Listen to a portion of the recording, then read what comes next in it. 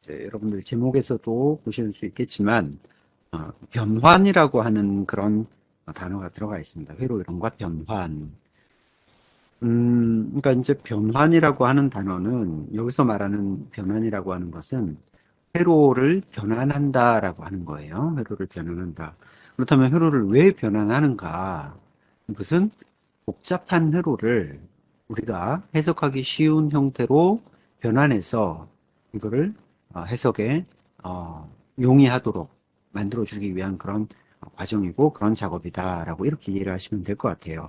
우리가 앞에서도 이제 직병렬 회로까지 계속 쭉 봐왔지만 회로가 조금 소자들이 많아지고 이렇게 연결되어 있는 형태가 조금 복잡해지면 할수록 그런 것들을 풀어내는데 굉장히 뭐랄까요 좀 반복적인 어떤 그런 계산들이 계속해서 이제 반복되어야 하는 이제 그런 상황 속에서 좀 어려움들이 아마 있었을 거라고 생각이 돼요. 물론 앞으로 하게 될 회로들은 그보다 더 복잡한 회로들이 아마도 이제 나오게 되긴 할 겁니다. 하지만 어쨌거나 우리가 변환이라고 하는 것을 사용하는 이유는 복잡한 회로를 간단하게 만들어서 이것을 우리가 해석하기 쉽도록 하기 위한 그런 과정이다라고 일단 이렇게 여러분들이 이해를 하시면 좋을 것 같아요. 어,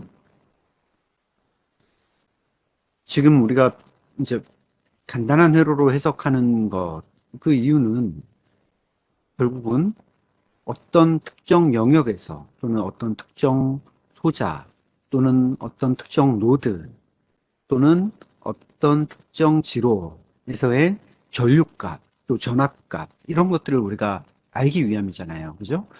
그래서 그런 것들을 알아야지만 그런 것들이 해석이 가능해야지만 어, 추후에는 회로 설계 단계로까지 이렇게 넘어갈 수 있게 되겠죠. 그래서 지금 당장 우리가 뭐 회로 설계라든가 이런 부분들까지 안 하더라도 회로를 봤을 때 어떤 특정 영역의 특정 부분에 걸리는 전류 전압 이런 전기적 특성들이 어떻게 되는지를 파악하는 거. 이제 그게 지금 처음 이 회로 이론을 시작하는 우리들한테 이제 필요한 그런 부분입니다.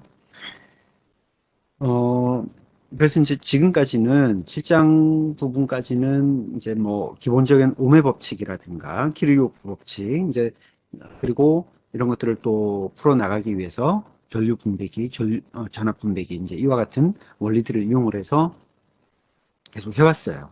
해왔지만 이제 더 추가적으로 우리가 조금 더 간단하게 또는 조금 더 복잡한 회로들을 단순화시킬 수 있는 그런 여러 가지 이제 해석 방법들이 존재를 하는데 그런 것들이 뭐 테브난 등가, 노턴 등가, 또 뭐 노드 전압법, 메시 전류법 등등 여러 가지 방법들이 사용이 되고 있습니다. 그래서 이제 가장 잘 알려진 그런 방법들 또 활용되고 있는 그런 방법들에 대해서 우리가 하나하나 이제 살펴보게 될 건데 앞으로 많이 만나게 될 용어 중에 하나가 뭐냐면 등가회로라고 하는 용어입니다. 등가회로. 그래서 이 등가회로라고 하는 것은 우리가 보고자 하는 어떤 특정한 전류나 전압과 같은 이런 정기적인 특성이 동일한 회로를 의미를 하는 거예요. 다시 얘기하면 복잡한 회로가 있는데 우리가 그것을 해석하기 편하도록 바꾸어 주는 겁니다. 변환해 주는 겁니다. 그래서 그것을 떤 규칙에 의해서 어떤 법칙에 의해서 원리에 의해서 변환해서 다른 회로를 만드는 거예요. 하지만 정기적인 특성은 변함이 없어야 됩니다. 당연히 그래야 되겠죠. 우리가 어떤 회로를 임의로 우리가 수정해서 마음대로 바꿔버린다면 아무런 의미가 없는 거죠. 모든 정기적인 특성은 동일한데 단지 우리가 해석하기 쉬운 방법으로 간단하게 만들어주는 것. 그게 이제 등가 회로라고 하는 거예요. 그리고 그렇게 만들어주는 과정을 등가 변환이다라고 이제 이렇게 얘기를 하는 겁니다. 8장에서는 그런 등가 회로, 또 등가 변환에 대한 본적인 이론들에 대해서 쭉 설명을 하게 될 겁니다. 자, 첫 번째로 우리 전화번에 대한 변환 부분을 좀 한번 보도록 하겠습니다. 그래서 전화번에 대한 변환을 보기에 앞서서 전압원이 뭔지, 전류원이 뭔지, 우리가 이제 소위 말하는 전원에 대한 이론적인, 그러니까 이상적인 어떤 전원과 또 실제적인 전원에 대한 차이를 한번 먼저 살펴보고, 그 다음에 전원의 형태에서의 어떤 변환이 어떻게 일어날 수 있는지, 이런 것들에 대해서 한번 간단하게 먼저 보도록 하겠습니다. 자, 우리가 이제 지금 거의 대부분의 회로에서 봐왔던 것들은 이렇게 생긴 직류 전압원이었습니다. 직류 전압원. 그래서 마치 우리가 배터리를 두 개를 직류로 연결해 놓은 것 같은 이런 형태의 전압원이죠. 그래서 이 전화번호는 뭐 이게 두 개 있고 세 개 있고의 그런 것이 중요한 것이 아니라 이렇게 나타내고 있는 것 자체가 하나의 직류 전화번이다. 그리고 우리가 VS로 이렇게 전화번인 것을 표기를 하는데 여기에다가 뭐 몇 볼트라고 이렇게 표기를 했을 때는 요 전화번 자체의 공급 전압을 일반적으로 그렇게 나타내는 거였죠. 자, 그래서 이제 이런 것들을 표기를 할 때 부하 저항이 없는 상태, 부하 저항이 없는 경우, 이걸 이제 우리 오픈 서킷이라고 이렇게 얘기를 하는데, 부하 저항이 없는 경우에 이렇게 나타내고, 자, 여기에 이제 부하 저항을 걸어줬을 때, 그 부하 저항을 우리가 로드를 의미하는 RL로 이렇게 표기를 할 수 있겠죠. 그래서 이런 식으로 표기를 합니다. 이제 그런데 우리가 지금까지 다뤄왔던 이런 것들은 이상적인 경우를 계속 얘기를 했어요. 그러니까 완전히 아이디얼한 그런 전화번호 형태를 나타낼 때 이렇게 이제 나타낼 수가 있는데 실제 전화번호에서는 이것을 떻게 표현을 하냐면 이 전압 소스가 가지고 있는 내부 저항이 있습니다. 내부 저항. 그 내부 저항을 이렇게 RS라고 표기를 하고 나타내게 됩니다. 그래서 이렇게 회색으로 이렇게 박스가 그려져 있는 이 부분이 이제 전원부가 되는 겁니다. 전원부. 그 전원부의 내부에는 내부 저항이 존재하기 때문에 RS가 이렇게 표기가 되는 거죠. 자, 만약에 이제 부하 저항을 걸게 되면은 결국 RS와 RL이 직렬로 연결되는 이런 형태가 만들어지는 겁니다. 자, 전류원의 경우도 한번 보도록 하겠습니다. 전류원은 어, 이렇게 이제 동그라미가 있고 여기에 화살표로 이런 식으로 표기를 합니다. 자, 그리고 여기에 이제 전류원을 의미하는 IS 소스, I 소스 이렇게 표기를 하고요. 그 다음에 부하를 걸 때 이렇게 동일한 방식으로 부하 저항을 걸어줄 수가 있습니다. 그런데 이제 전류원 같은 경우는 직렬로 연결되는 것이 아니고 내부 저항은 이렇게 병렬의 형태로 연결이 됩니다. 그러니까 여기서는 이제 이상적인 전류원을 보여주는 거고 밑에서는 부하가 실제로 연결되어 있을 경우에 실제 전류원을 나타내주고 있는 거죠. 그래서 이렇게 회색 박스 안에 표시하고 있는 게 실제 전류원의 이제 내부 저항이다라고 이렇게 이제 얘기를 할 수 있다는 거죠. 자, 그래서 우리가 이 전압 전류원의 어떤 이상적인 특징이 어떠해야 하는지에 대한 예제를 실제로 좀 예제를 보면서 한번 설명을 하도록 하죠. 자, 여러분들 교재 327페이지에 예제 8-1을 한번 먼저 보도록 하겠습니다. 예제 8-1.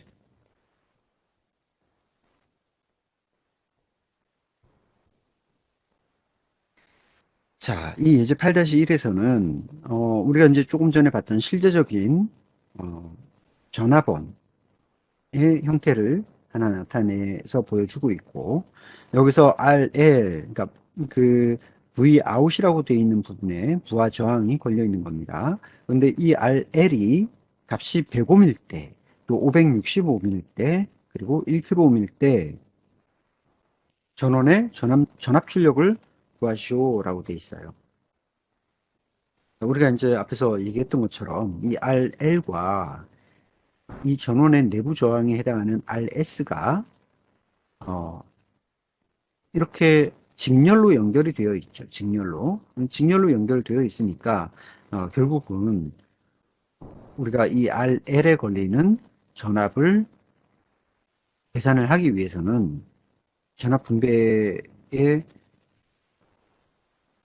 공식을 사용을 해서 이제 봐야 되죠. 만약에 RS가 없다면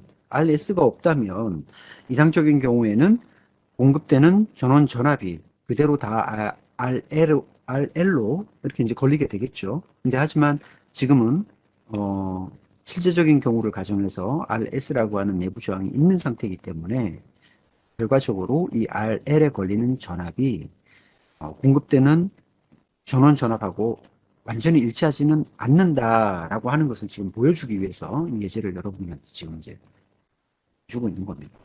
자, 그러면 이제 계산을 직접 한번 했을 때 어떻게 결과가 나오는지를 한번 보겠습니다. 첫 번째로 RL에다가 100옴을 걸었을 때, 100옴을 걸었을 때는 결국 이제 100옴에 걸리는 전압과 10옴에 걸리는 전압으로 이렇게 나눠지게 되겠죠. 그래서 우리가 RL에 걸리는 전압을 계산하기 위해서는 전압 분배기 공식을 이용을 해서 RL 플러스 RS분의 RL이죠. 그죠? RL에 걸리는 거니까 RL 곱하기 전체 전원 전압 100V 이렇게 해서 계산을 해보면 90.9V가 나오는 겁니다. 자, 동일한 방식으로 565옴일 때 그리고 1kΩ일 때를 각각 계산을 해보는 겁니다. 그래서 565옴일 때는 98.2V가 나왔고 1kΩ일 때는 99V가 나왔어요. 자, 어떤 것이 전원 전압에 가장 가깝습니까? 당연히 1kΩ일 때, 그죠?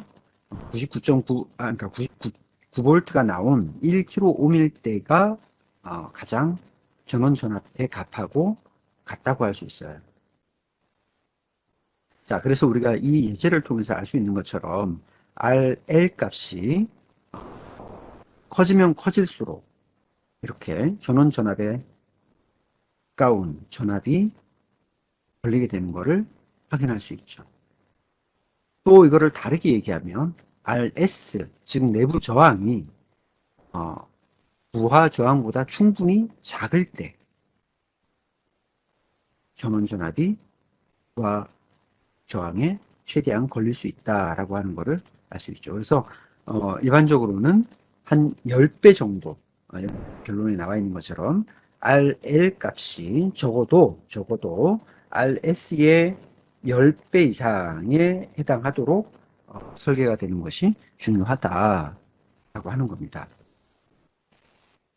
그래서 가장 이상적인 경우라면 내부 저항이 없다라고 했을 때의 상황이죠. 그죠? 이 위에 있는 그림처럼 내부 저항이 없다. 그렇게 되면 결국은 걸어주는 전압이 그대로 다 부하 저항이 인가가 되는 그런 상황이죠. 그래서 이런 상황을 만들어주기 위해서는 RS의 값이 충분히 작아야 한다라고 하는 겁니다. 당연히 이제 직관적으로도 직렬 연결되어 있는 부분이니까 이 RS 값이 작아야 된다는 것을 알 수 있는 거죠.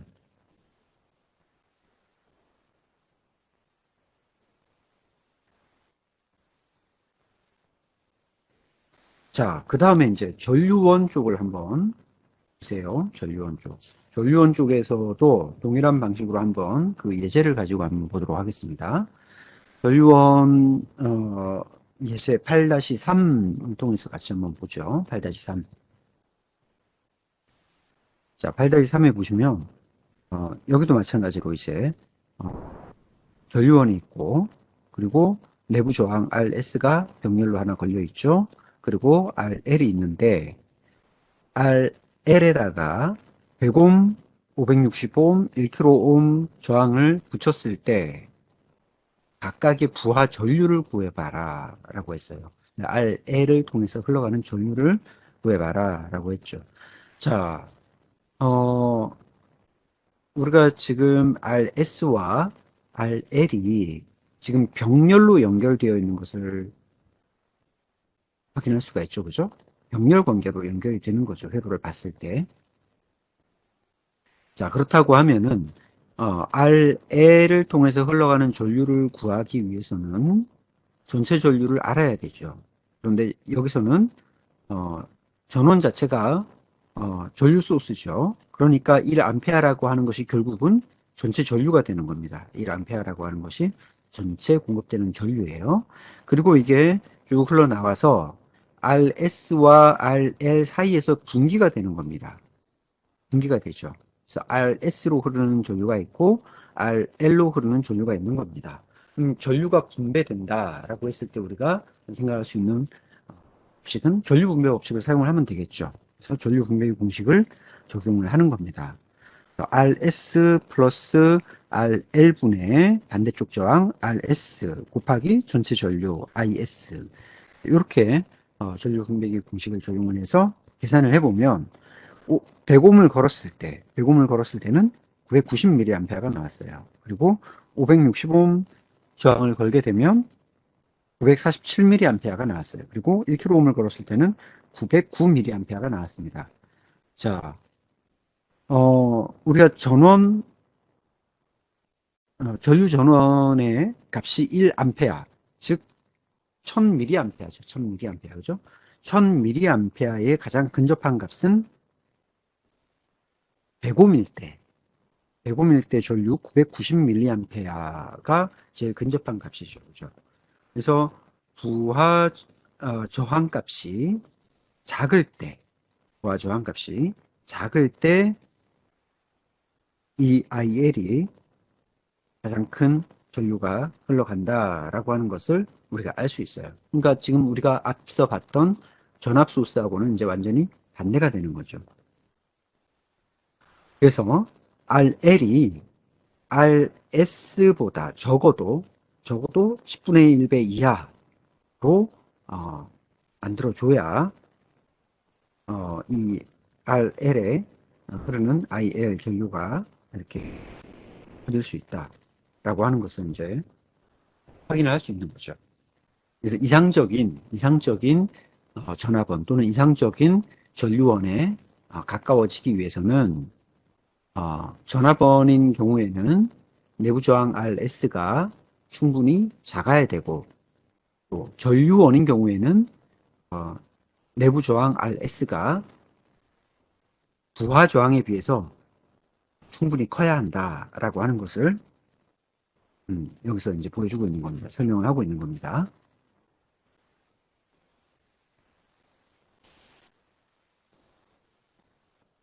자, 이번에 이제 8-3 보시면 8-3에는 전원 변환이라고 하는 것이 나와 있어요. 전원 변환. 이 전원 변환은 이제 우리가 8장에서 다루고 있는 변환의 가장 첫 번째 단계라고 할 수 있어요. 우리가 이제 회로를 단순화시키는 데 있어서 여러 가지 변환과 관련된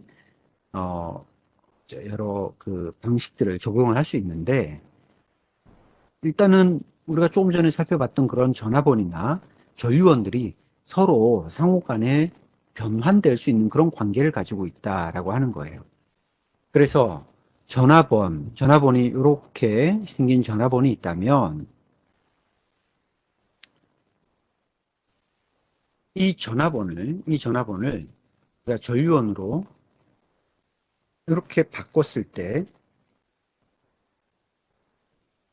여기서 이제 우리 IS, 그러니까 전류원이라고 우리가 I라고 표기를 했는데 I는 R분의 V이기 때문에 이렇게 이제 R분의 V라고 이렇게 표기를 할 수 있다는 거죠. 그래서 이걸 가지고 실제로 부하에 걸리는 전류, 부하를 통해서 흐르는 전류를 계산을 해보면 우리가 지금 요 전압원을 통해서 공급되는 이 전류는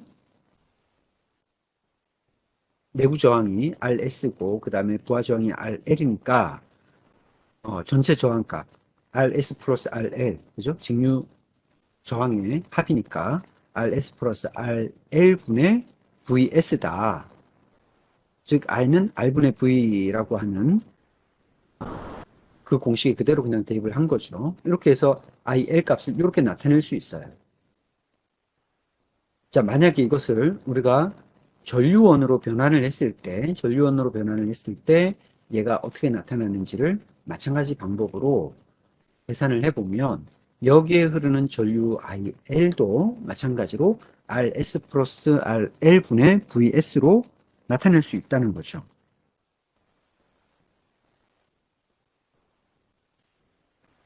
자, 그래서 결국은 우리 교재에도 그 부분이 지금 설명이 되어 있는데 전화번이 내부에 가지고 있는 어, 직류가 아니고 직렬로 연결된 RS 내부 저항이 전류원으로 바뀌게 되면 병렬 형태로 연결된 내부 저항을 갖는 전류원으로 바꿀 수 있다라고 하는 이제 그런 내용입니다. 그래서 뭐 예제 8-4하고 8-5에 뭐 실제적인 수치값을 넣어서 이제 한번 변환을 하고 등가 회로를 인지를 증명해 봐라라고 나타내고 있는데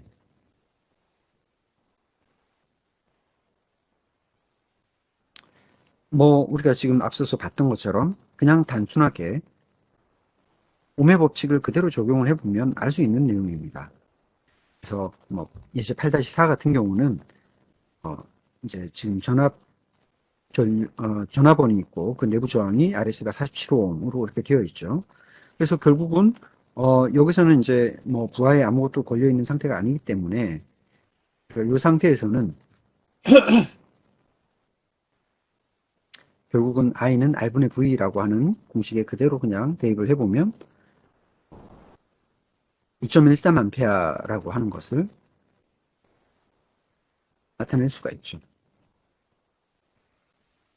그리고 이거를 전류원을 가진 회로로 등가 회로로 바꾸어 놓고 증명을 해봐도 결국은 2.13A가 47ohm 저항에 이렇게 하나의 회로를 통해서 흘러가는 거기 때문에 결국 V는 IR 반대로 공식에 대입을 해보면 동일한 전압값이 나오는 것을 확인할 수가 있는 겁니다. 그래서 전류원과 전압원이 이제 이런 관계로 변환될 수 있다라고 하는 것을 보여주고 있는 겁니다.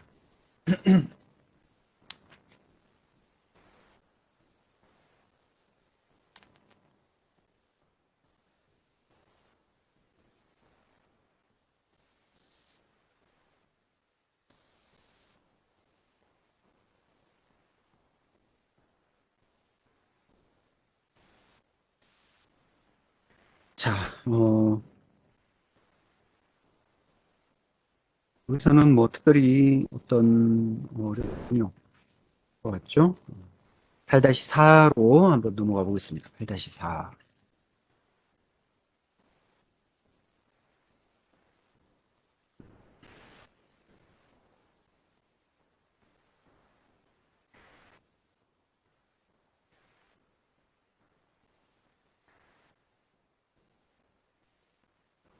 자, 8-4에서는 이제 중첩의 원리라고 하는 중요한 원리가 하나가 소개가 되고 있는데,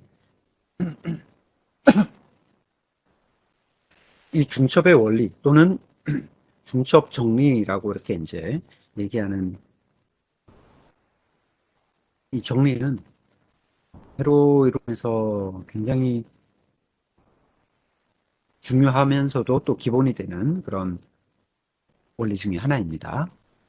우리가 지금까지 계속해서 봐왔던 회로들은 생각해보면 전원이 하나만 있었어요. 그죠? 전원이 하나만 있는 그런 회로를 가지고 있었어요. 그런데 이제 실제로 많은 응용 회로들이 그 회로 안에 전원을 하나만 가지고 있는 것이 아니라 여러 개의 전원을 가지고 있는 가 있어요. 그러니까 전화번이 여러 개 있는 경우 또는 뭐 전류원으로 표현하는 경우도 있고 그리고 뭐 전화번과 전류원을 이렇게 이제 혼합해서 사용하고 있는 그런 경우도 있어요. 그래서 회로를 나타내고 표현할 때 그런 다양한 방식으로 나타낼 수가 있는데 자, 우리가 이제 전화번이 하나일 때는, 뭐 앞에서 우리가 지금까지 해왔던 것처럼, 무슨 뭐, 우매법칙이라든가, 그 다음에 여러 가지 이제 지금의 어떤 그런 회로들을, 우리가 여러 가지 공식들을 이용을 해서 이렇게 계산을 하고 했는데, 이런 것들이 이제 전원이 여러 개가 존재할 때는 그럼 어떻게 이런 회로들을 해석을 해야 되는가, 계산을 해야 될 것인가, 이제 이런 것들을 풀어나가기 위한 그런 방법이라고 할 수 있죠. 그래서 중첩의 정리는 여기 나와 있는 것처럼 다중 전원이 있는 회로에서 한 번에 한 전원에 의한 전압과 전류값을 구하는 방법이다 라고 하는 거예요. 그러니까 여러 개의 전원이 있을 때 하나만 남겨놓고 나머지는 임시로 제거를 하는 거예요. 그리고 나서 우리가 구하고자 하는 어떤 전압과 전류값을 구하고, 그리고 어, 다시 우리가 제거했던 그 전원을 살리고 나서 앞에서 계산했던 또 다른 전원은 또 없애는 거죠. 즉, 한 번에 하나씩의 전원이 있도록만 하는 겁니다. 그렇게 해서 필요한 전류 전압값을 구하고 마지막에는 그것들을 대수의 합을 통해서 대수적 합을 통해서 최종적으로 전류값을 또는 전압값을 낼 수 있도록 하는 이제 그런 방법이라고 할 수 있어요. 말로 보니까 이제 이게 좀 어려운 겁니다. 여기서도 이제 보시면 뭐 다중전원이 공급되는 회로에서 특정 지로의 전류가 단독으로 공급될 때 특정 지로의 전류를 구하고, 자, 말 자체가 잘 이해가 안 되죠. 그죠? 자, 그래서 이 부분은 지금은 우선은 뭐 여러분들 요런 내용들이 교재에도 정리가 돼 있지만, 우선은 요 말을 가지고 이해하는 것이 아니라 실제로 회로를 보면서 어떤 식으로 중첩의 원리를 적용을 해 나가면서 이제 풀이를 해 나갈 수 있는지, 그걸 같이 한번 보자고 하는 겁니다. 자, 이 회로를 통해서 한번 같이 보도록 하겠습니다.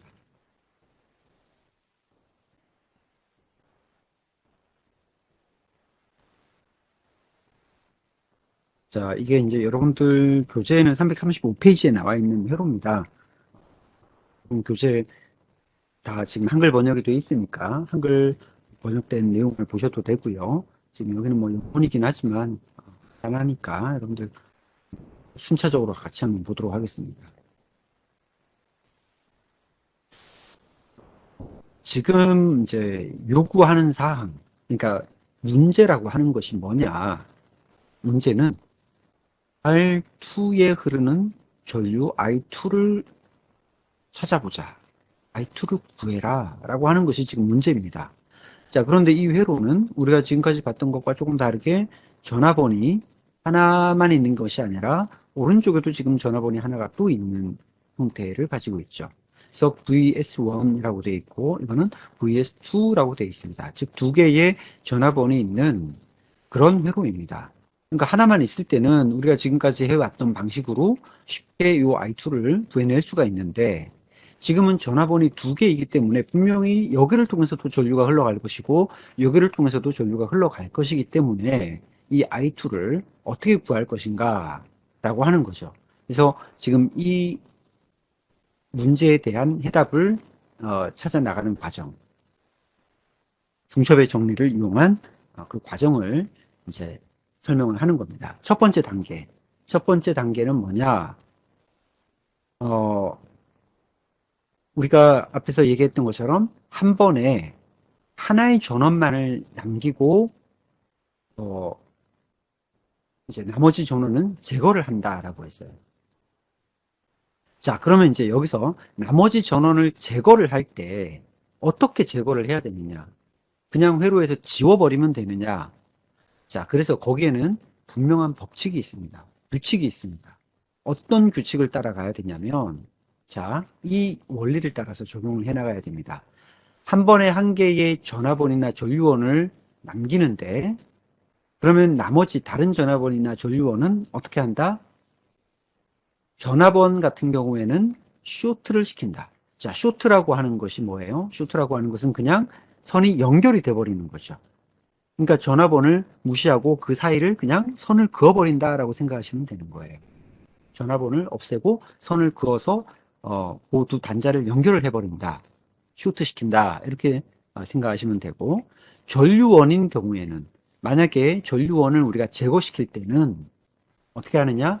오픈시킨다 이거예요. 오픈시킨다. 오픈시킨다라고 하는 것은 거기서 전류원을 떼서 갖다 버린다. 그러면 그 뗀 자리는 그냥 띄어낸 상태로 열려 있겠죠. 그죠? 회로가 이어지지 않고 열려 있겠죠.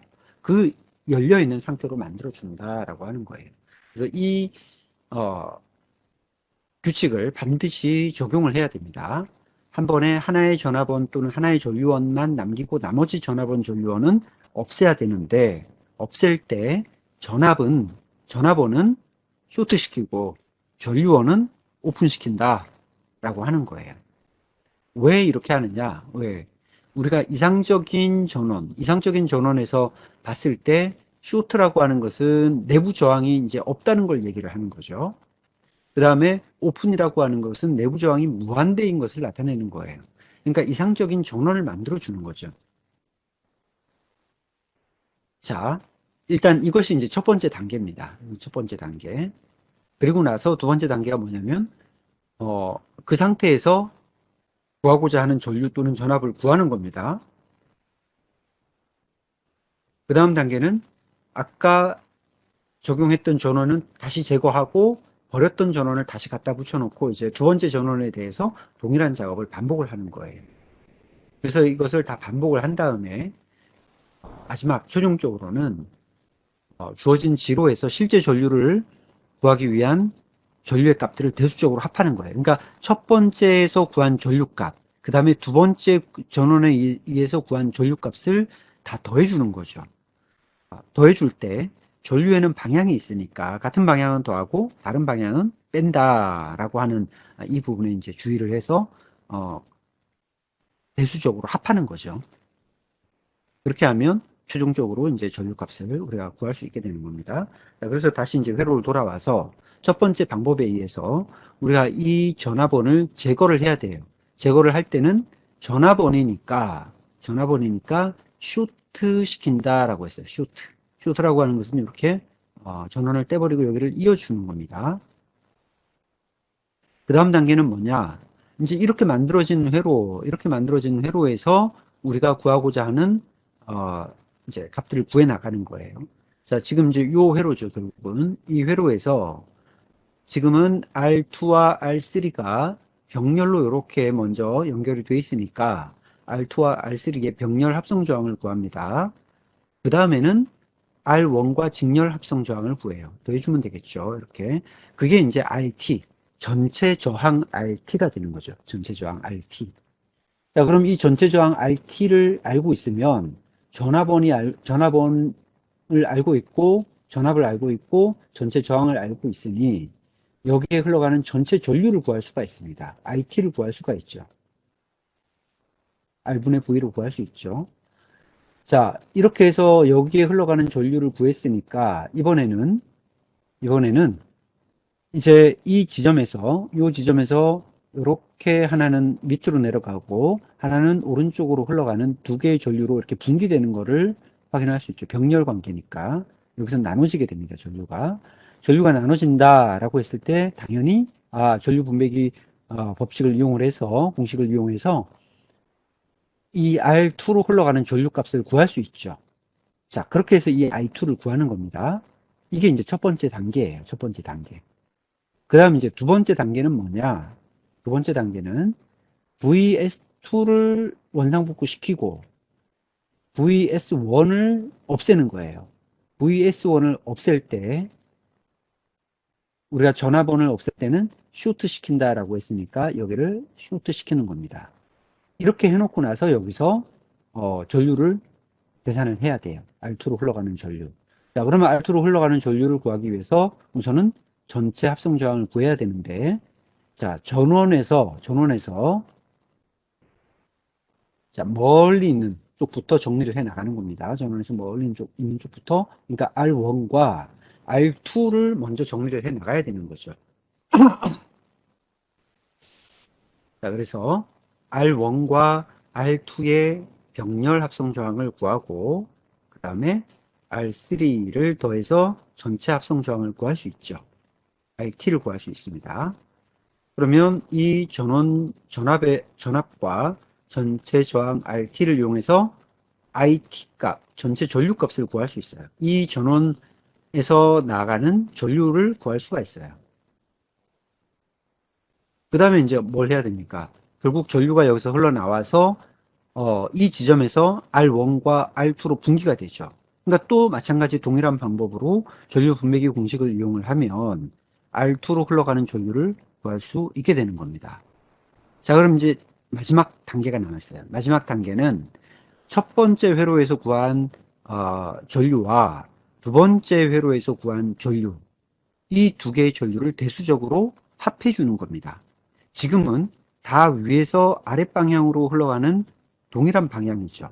동일한 방향이니까 이 두 값이 그대로 더해지는 것으로 이렇게 이제 계산이 되는 겁니다. 이렇게 하면 최종적으로 우리가 I2를 구할 수 있다라고 하는 것이 중첩의 정리를 통해서 계산해 나가는 방법이라고 할 수 있어요.